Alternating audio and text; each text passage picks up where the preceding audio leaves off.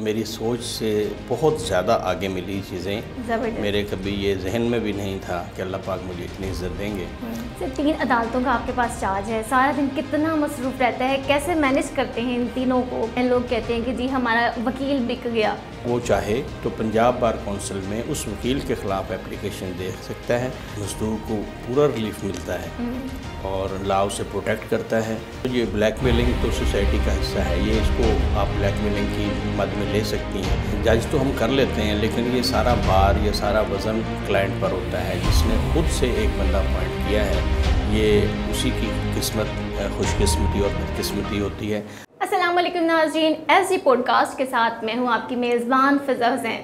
नाज़रीन, आज मैं किताबों में लिखे हुए कानून की बात नहीं करूँगी, बल्कि असल ज़िंदगी में जो कवानीन इम्प्लीमेंट होते हैं उनकी बात करूँगी। मेरे मेहमान बहुत ही ख़ास है, इनकलाबी शख्सियत है, हमेशा इंसाफ के तकाज़ों को आगे रखते हैं और हर लम्हा कुछ ना कुछ नया करने की एक जुस्तजू में रहते हैं। बहुत ही ख़ास पर्सनैलिटी है। मोहतरम सलीमुल्लाह साहब आज हमारे साथ मौजूद हैं, जो कि चेयरमैन ड्रग कोर्ट हैं। इसके अलावा 3 मज़ीद कोर्ट के इनको चार्ज हासिल है। स्पेशल कोर्ट एंटी करप्शन है और स्पेशल कोर्ट लेबर का भी इनको चार्ज हासिल है। इसके अलावा स्पेशल कंज्यूमर कोर्ट का चार्ज भी इनको हासिल है। अस्सलाम वालेकुम सर। वालेकुम अस्सलाम। कैसे हैं आप? अल्लाह का बहुत शुक्र, आप ठीक हैं? अल्हम्दुलिल्लाह। अच्छा सर, जो ड्रग कोर्ट है, लोगों को ज़्यादा इसके बारे में इतना इल्म नहीं है जिस तरह से बाकी कोर्ट्स का है, तो इसके बारे में थोड़ा सा बताएं कि किस तरह से, क्या कोई आम इंसान भी यहाँ पर केस फाइल कर सकते हैं और उसकी समाअत कैसे होती है, क्या तरीक़ाकार है? आम इंसान ड्रग कोर्ट में केस दायर नहीं कर सकता। अलबत्ता जो इजाफी चार्ज मेरे पास कंज्यूमर कोर्ट का है, वो कंज्यूमर कोर्ट में अपना शिकायत लेके जा सकता है कि मैंने ये दवाई ली थी और पता लगा कि इसकी प्राइस ज़्यादा है, या ये एक्सपायर मेडिसिन थी, या इसमें ये कमी बेशी थी। वो शिकायत कंज्यूमर कोर्ट में ला सकता है और कंज्यूमर कोर्ट के ज़रिए वो एक हमारी पाकिस्तान की बड़ी मरूफ लैब है जिसे DTL कहते हैं, ड्रग टेस्टिंग लेबॉर्ट्री। सही। वो वहाँ अपना मेडिसिन या जो उसके पास मटेरियल है वो वहाँ रेफ़र करवा के उसको चेक करवा सकता है, और अगर उस मेडिसिन के रिक्वायर्ड कंटेंट्स मौजूद ना होंगे तो जिसके ख़िलाफ़ वो दरख्वास्त देगा उसके ख़िलाफ़ कार्रवाई होगी।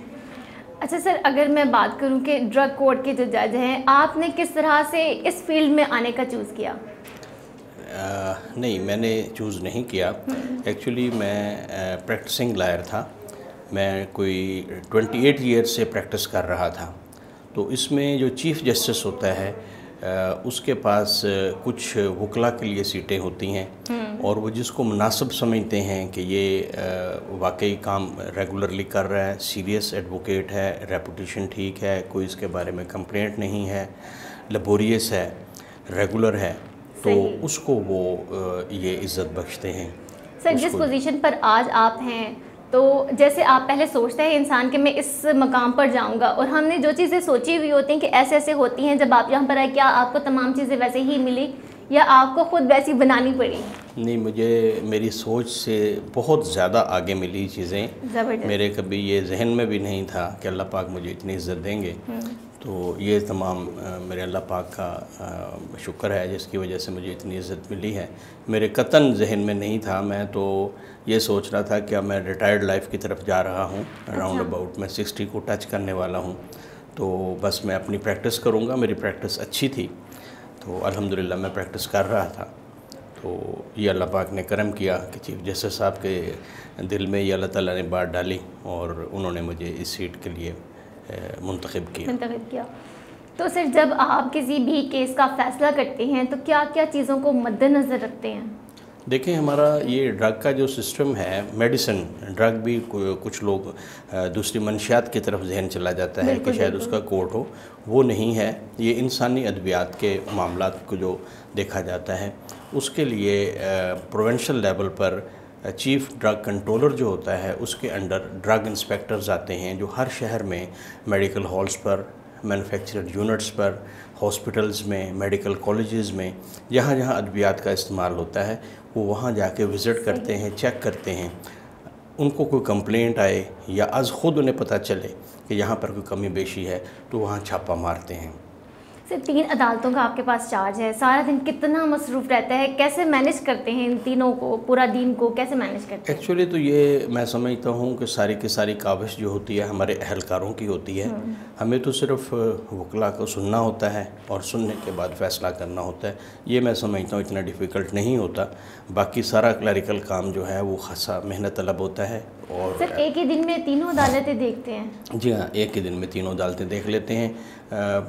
मेरे पास चूँकि जो अपॉइंटमेंट है वो ड्रग कोर्ट की है, तो ऐसा भी होता है कि तमाम कोर्ट्स जो हैं उनके एहलकार टेलीफोन पे टाइम लेके मेरे पास उसी कोर्ट में आ जाते हैं, या फिर अगर ज़्यादा काम हो तो मैं उन्हें फ़ोन कर देता हूँ कि मैं आपकी कोर्ट में आ जाता हूँ, आप लोग अपना सारा फाइलें और सारा चीज़ें उठा के मेरे पास लाने की बजाय मैं आ जाता हूँ, तो मैं वहाँ जाके कर लेता हूँ। ज़बरदस्त। अच्छा सर, कोई ऐसा केस जो मुअम्मा बन गए हो, उसको कैसे डील किया, कौन सा केस था? कोई भी केस जो है मुअम्मा नहीं बनता, क्योंकि जो लायर्स की टीम होती है वो इसको घंगालती है अच्छी तरह। उनके पास रेफरेंसेस होते हैं, उनके पास बुक्स होती हैं, उनका एक्सपीरियंस होता है, प्लस जो क्लाइंट होता है चाहे वो अक्यूज़्ड की शक्ल में हो या वो दूसरी तरफ से हो, वो अपने लायर को ब्रीफ करता है कि इशू ये है। तो उनका जो वकील होते हैं, जिनकी यकीनन जो बंदा भी अपना वकील अपॉइंट करता है उसका एक्सपीरियंस होता है, तो वो उसको अच्छी तरह छान फटक के ला के हमारे सामने रखते हैं। तो हमें तो दोनों लायर्स के जो आर्गूमेंट्स होते हैं, जो उनकी शहादत होती है, जो उनके डॉक्यूमेंट्स होते हैं, उनको वॉच करना होता है, उनको देखना होता है, उसकी रोशनी में फ़ैसले करने होते हैं। मुश्किल नहीं होता ज़्यादा। अच्छा सर, कभी कभी ऐसे भी तो होता है ना कि अक्सर हमने केसेस सुने हैं, लोग कहते हैं कि जी हमारा वकील बिक गया।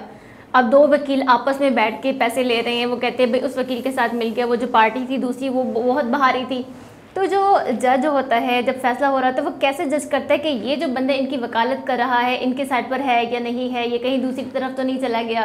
तो ये सारी चीज़ें कैसे जज करते हैं?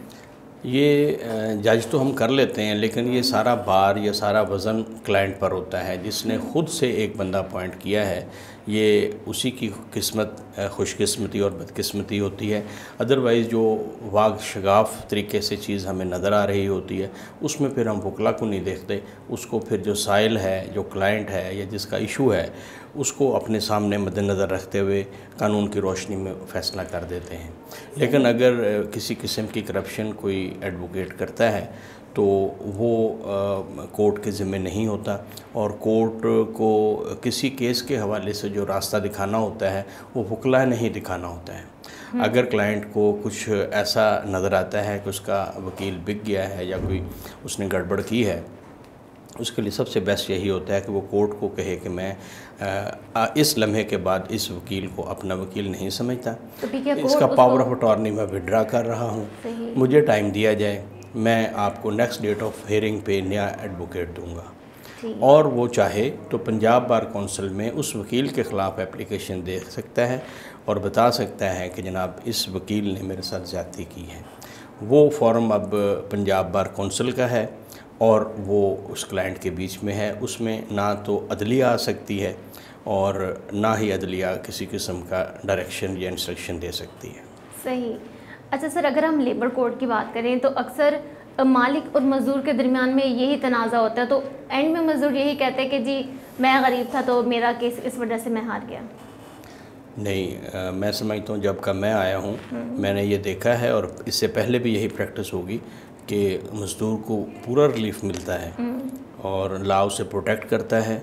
उसके जो वही बात आ जाती है, मंजे हुए वकील जो होते हैं वो लॉ के रेफरेंस देते हैं और उन रेफरेंसेस की रोशनी में ही उनका भला होता है। मसलन किसी को प्री मैच्योर ट्रांसफ़र कर दिया जाए, लेट से वापडा जो है वो भी इसी लेबर कोर्ट में आता है। वापडा के एम्प्लॉइज़ के मामला जो हैं उनको बिफ़ोर टाइम, लेट से यूँ समझा जाता है लॉ में कि 3 साल से पहले किसी एक बंदे को दूसरे शहर में ट्रांसफ़र नहीं करना, लेकिन अगर एसडीओ की, एक्सीएन की, एससी की नाराज़गी है उसके साथ, उसको 6 महीने बाद ही ट्रांसफ़र कर दिया है, तो वो उस ऑर्डर की कॉपी लेके लेबर कोर्ट में आते हैं और वो बताते हैं कि जनाब देखें लॉ तो ये है कि प्री मैच्योर ट्रांसफ़र नहीं होनी चाहिए और मुझे ट्रांसफ़र कर दिया गया है, तो हम फौरी तौर पर लेबर कोर्ट जो है वो उस ऑर्डर को जो किया गया है कि उसको ट्रांसफ़र किया जाए, उस पर स्टे प्रोसीडिंग्स कर देती है और उसको नोटिस कर देती है कि आप अगली पेशी पे यहाँ तशरीफ़ लाएं और आके बताएं, रीज़न दें कि आपने किस कानून के तहत इसका ट्रांसफ़र किया। सर, लेबर कोर्ट में ज़्यादातर केसेस कौन से होते हैं और वो कितने अरसे में हल होते हैं? लेबर कोर्ट में आम तौर पर केसेस यही जिसमें आजर और मज़दूर के मामलात होते हैं, तनख्वाह के मामलात हैं, ट्रांसफ़र के मामलात हैं, रिटायरमेंट के बाद जो बेनिफिट्स मिलने हैं वो मामलात हैं, ये सारे यहीं आते हैं।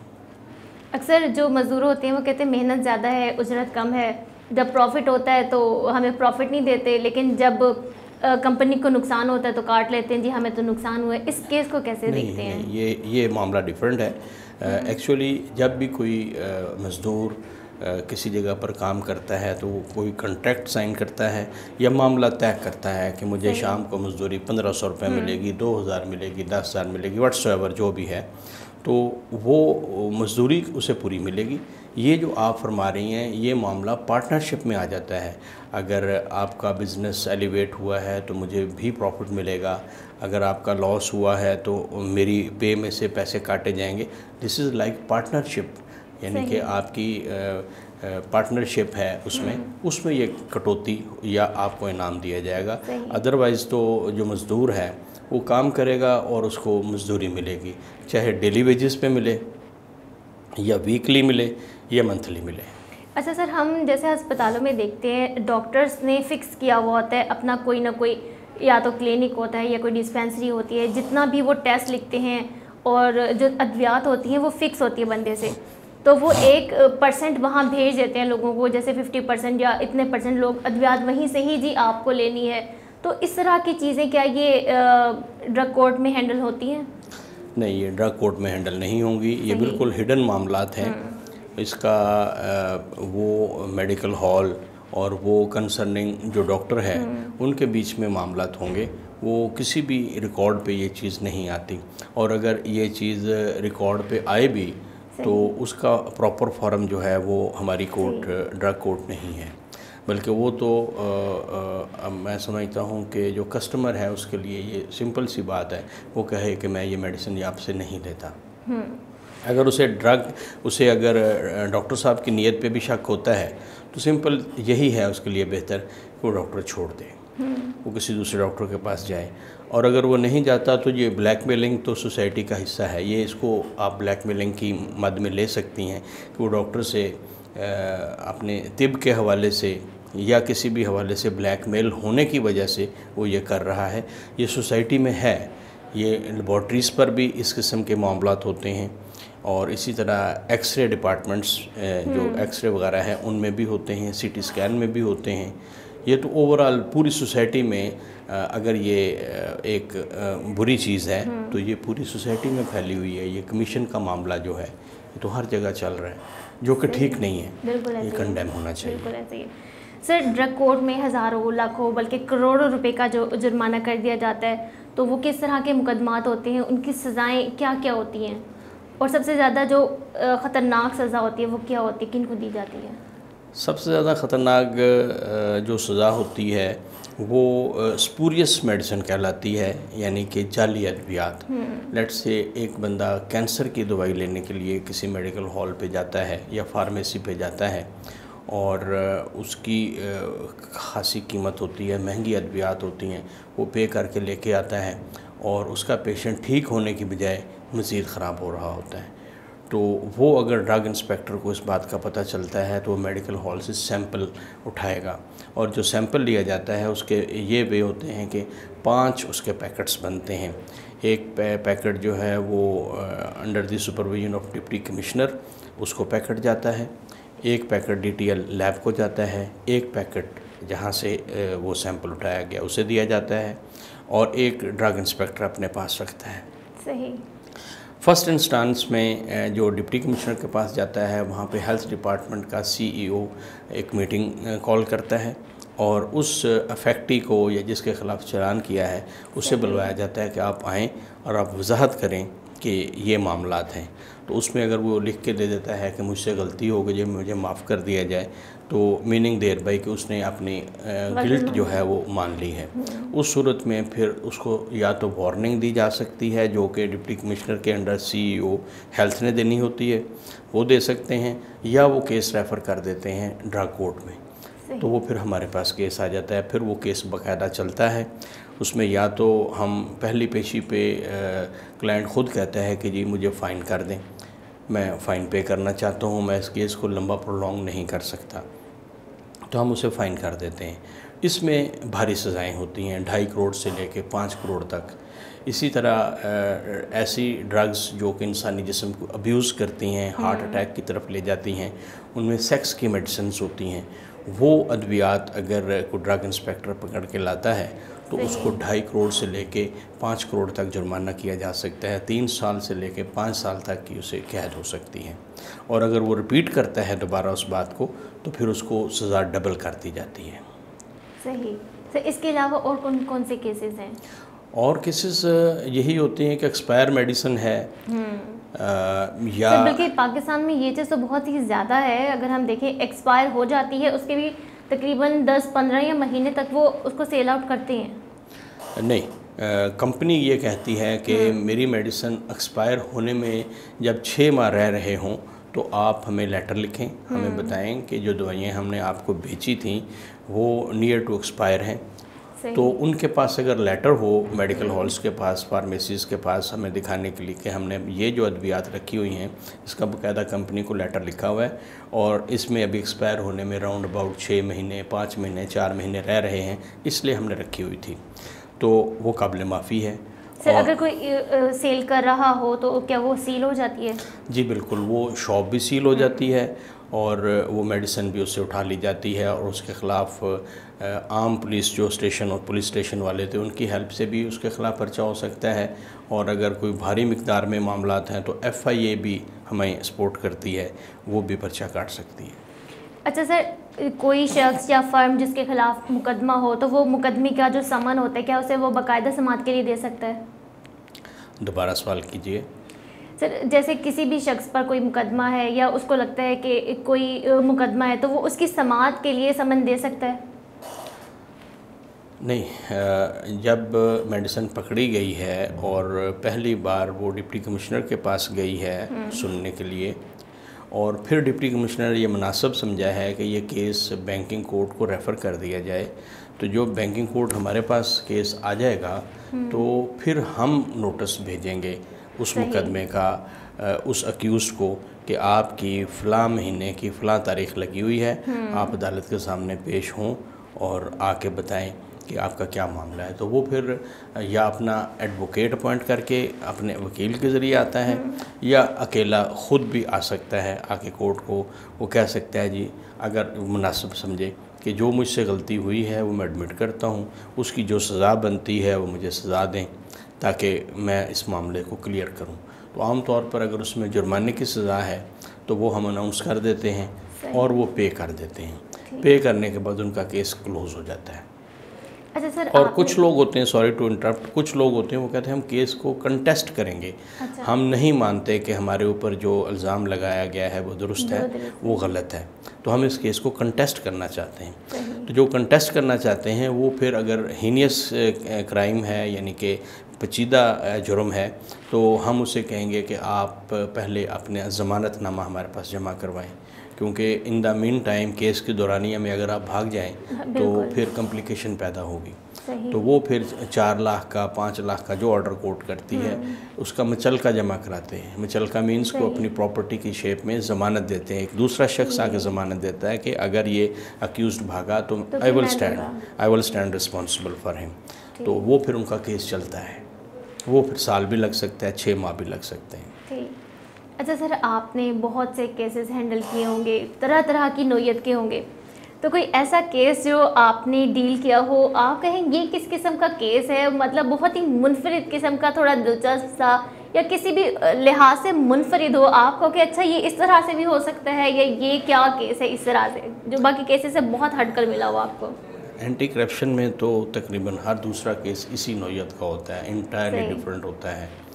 उसमें काफ़ी बड़े ऑफिसर्स और बड़े रिस्पेक्टेबल ऑफिसर्स का पता चलता है कि वो 25,000 की, 50,000 की, लाख रुपए की, 10 लाख रुपए की रिश्वत लेते हुए पकड़े गए हैं। उनके ऊपर रेड किया जाता है और रेड में आमतौर पर असिस्टेंट कमिश्नर, डिप्टी कमिश्नर या उस रैंक के लोग साथ जाते हैं, तो उसके नोटों पे निशान लगे हुए होते हैं, तो उनकी मौजूदगी में वो पैसे निकल आते हैं। तो ये केसेस देख के तकलीफ़ होती है कि इतने पढ़े लिखे लोग, इतने रिस्पेक्टेबल लोग भी जो है इस किस्म की हरकतें कर रहे हैं।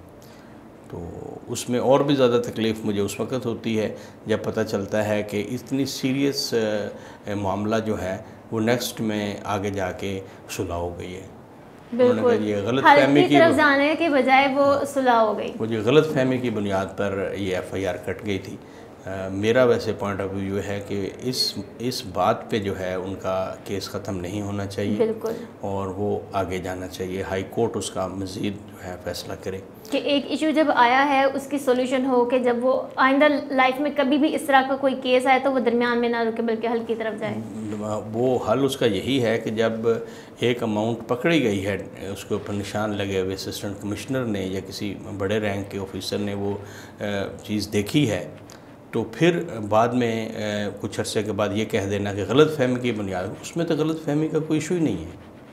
बल्कि उसमें तो जो मुद्दई था जिसने पहले किसी को पकड़वाया कि जनाब ये पैसे मुझसे ले रहा था और रेड करवाई और रेड में वाकई वो बंदा पकड़ा गया, वो जब ये कोर्ट को कहे आके कि जनाब हमारा कंप्रोमाइज़ हो गया है, ये गलत फहमी की बुनियाद पे मैंने पर्चा कटवाया था, तो उस मुद्दई को सज़ा ज़रूर होनी चाहिए। देखो उसने अदालत का टाइम वेस्ट किया, बिल्कुल उसने सोसाइटी में जो है एक ऐसी चीज़ फैलाई, उससे मैं समझता हूँ बदअमनी होती है, लोग घबराहट का शिकार होते हैं, लोग फ्रस्ट्रेशन का शिकार होते हैं कि जो बड़ी मछली हैं वो किसी न किसी तरीके से निकल जाती हैं। अब जाहिर है ये मामला जो है कोई लेन देन की तरफ इशारा देता है, बिल्कुल, तो ये सारे दिलचस्पी वाले केसेस हैं।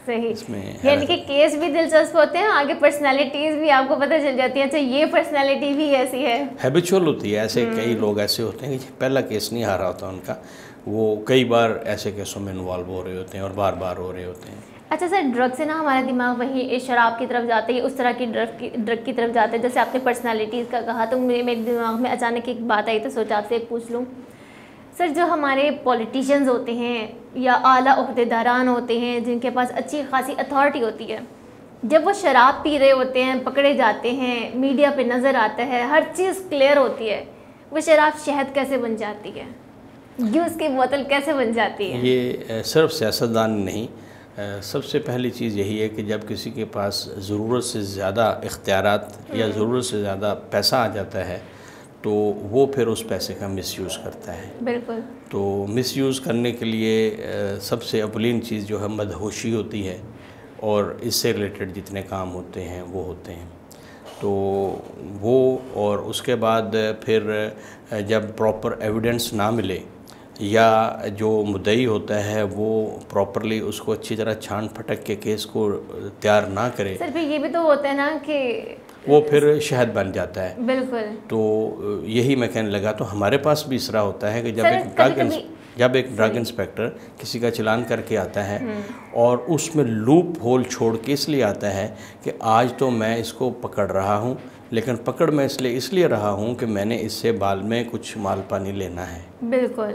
तो जो लेने के लिए किसी के ख़िलाफ़ कार्रवाई कर रहा होता है वो उसमें कमी छोड़ता है। जब वो कमी छोड़ता है कोर्ट भी कुछ नहीं कर सकती। कोर्ट ने तो डॉक्यूमेंट्स पे जाना है और जिसने जो केस तैयार किया है उस पे जाना है, तो उसके अलावा यानी कि जितने भी हकाइक हैं वो एक साइड पे, लेकिन कोर्ट को जो वकील देगा तमाम सबूत शवाहिद वो उस पर फैसला करता है। एग्जैक्टली, उस पर फैसला। बल्कि तो आपने देखा होगा कि वकील की और कानून की तारीफ़ में ये किया जाता है कि कानून का फ़ैसला करने वाले की आंखों पे पट्टी बंदी होती है और उसके हाथ में तराजू होता है। एग्जैक्टली। उसका मतलब ये होता है कि चाहे आगे मेरा बेटा हो, मेरी बेटी हो, मेरा कोई खूनी रिश्ता हो, मेरी आंखों पे पट्टी बंधी हुई है, वो मुझे नज़र नहीं आ रहा। मैंने जिस तरह वज़न तराजू पे करते हैं इस तरह मैंने कानून की रोशनी में फ़ैसला करना है। सही। अच्छा सर, अगर निज़ाम में इंसाफ में 3 इस्लाहात आपको मिले मौका कि ये 3 लाजमी ऐड हों तो वो क्या होंगी? सबसे बड़ी तो इस्तिलाह सच है। सच और ईमानदारी के साथ जो है काम किया जाए तो ठीक है, हर चीज़ ठीक होगी। दूसरी यही ये दूसरी है और यही तीसरी है। और एक और अहम बात यह है कि हम थोड़ा सा मिक्स कर जाते हैं। हमारी कोर्ट्स जो हैं ये इंग्लिश कोर्ट्स हैं, हम समझते हैं कि ये इस्लामिक कोर्ट्स हैं। हम इसमें इंटरमिंगल कर जाते हैं कि हमारे नबी पाक सल्लल्लाहु अलैहि वसल्लम ने तो फरमाया था झूठ बोलने वाले के हाथ काटे जाएं या इस गुनाह के करने वाले को ये सज़ा दी जाए। वेयर एज़ जो हमारी कोर्ट्स हैं वो इंग्लिश कोर्ट्स हैं, वो जो बरतानिया ने बनाई थी वो वाली अदालतें हैं। तो ये हम मिक्स कर जाते हैं, वो इंटायरली डिफरेंट निज़ाम है दोनों का। सर अगर हम इंग्लिश कोर्ट्स की भी बात करें, हमारे पाकिस्तान में जितने भी केसेस लड़े जाते हैं सालों बाद उनका जाके रिज़ल्ट आता है, बहुत टाइम लग जाता है किसी भी केस के पास अगर हम देखें। लेकिन दूसरे ममालिक में देखें वो भी तो इंग्लिश है, अगर हम उन्हीं को फॉलो कर रहे हैं तब भी हमारा लेट है। अगर हम इस्लामी लिहाज से देखें तब भी हमारा जो किसी भी केस का जो एंडिंग है, इख्तिताम है, बहुत लेट क्यों होता है? हम अदे तितर उधर बटेर हैं। हम प्योरली ना तो इंग्लिश हैं और ना ही इस्लामिक हैं। वो लोग जो हैं वो खुशकिस्मती या बदकिस्मती, जो भी हम लफ्ज़ देना चाहें नाम वो दे सकते हैं, वो बहुत सच बोलते हैं, बहुत हकीकत पसंद होते हैं। कोई भी बात हो वो चाहे उनको नुकसान भी दे रही हो तो वो उस पर कायम रहते हैं। इस वजह से वहाँ फ़ैसले जल्दी होते हैं। और इसी तरह जुडिशरी भी जो है वो इन्फ्लुएंस नहीं होती किसी से और उनको बड़ा बाख्तियार बनाया गया है। मेरा नेक्स्ट क्वेश्चन यही था कि जब आप किसी भी केस का फ़ैसला करते हैं कितनी मुश्किल होती है। अक्सर ऊपर से कॉल आती है, लोग कहते हैं जी कोई बात नहीं, हम तो ऊपर से कॉल करवा देंगे, फ़ैसला तो हमारा अपना, जो चाहेंगे वो फ़ैसला होगा। तो इसके बारे में आम तौर पर ऐसा नहीं होता, तो उसमें जज बाख्तियार होता है। सर अगर ऐसा हो तो फिर किस तरह से ये केस डील होता है? नहीं, ऐसा होगा नहीं। मसलन कौन कहेगा जज को? वकील कहेगा, उसकी बात हम नहीं मानते, और कोई दूसरा नहीं कहता आम तौर पर। सही, यानी कि ऐसा नहीं होता? ऐसा नहीं होता, ओवरऑल नहीं होता। कोई स्पेशल होता होगा जहाँ होता होगा, हमारी कोर्ट्स की हद तक नहीं होता। ठीक। सर लास्ट में मैं पूछना चाहूँगी मुक़द्दस ला के बारे में। मुक़द्दस ला एसोसिएट मेरी छोटी हमशीरा है, वो स्पेशल पर्सन है। तो मैंने ड्यूरिंग प्रैक्टिस जो है उसी के नाम से अपना चैम्बर का नाम मंसूब किया था, मुक़द्दस ला एसोसिएट। तो उसके नाम से जो है मेरा चैम्बर चल रहा है और फॉर द लास्ट 25 ईयर से चल रहा है। हाँ। तो अब मैं चाह रहा हूँ कि इस नाम से एक पेज भी मैं बनाऊँ और मुख्तलिफ़ एक्टिविटीज़ ला के हवाले से, जुडिशरी के हवाले से जो होती हैं वो मैं इस पेज के रेफरेंस से शुरू करूँगा इंशाल्लाह ताला। सर आपका बहुत बहुत शुक्रिया, आपने अपने बहुत ही कीमती वक्त से हमें पॉडकास्ट के लिए टाइम दिया और हमारे नाज़रीन को बताया कि किस तरह से ड्रग कोर्ट में, लेबर कोर्ट में फ़ैसले होते हैं, समाअत होती है, किस तरह से तमाम तर चीज़ों को डील किया जाता है। उम्मीद करती हूँ आपको ये पॉडकास्ट पसंद आया होगा। अपनी मेज़बान फ़िज़ा हुसैन को इजाज़त दें। अल्लाह हाफ़िज़।